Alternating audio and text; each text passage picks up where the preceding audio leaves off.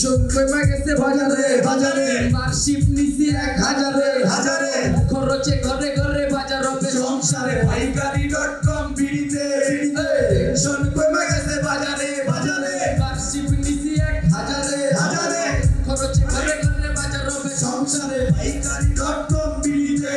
আগে জিনিসপত্র যেই দাম বাড়তে থাকে ধাম ধাম কদিন পরে কি খাম আগুন লাগছে বাজারে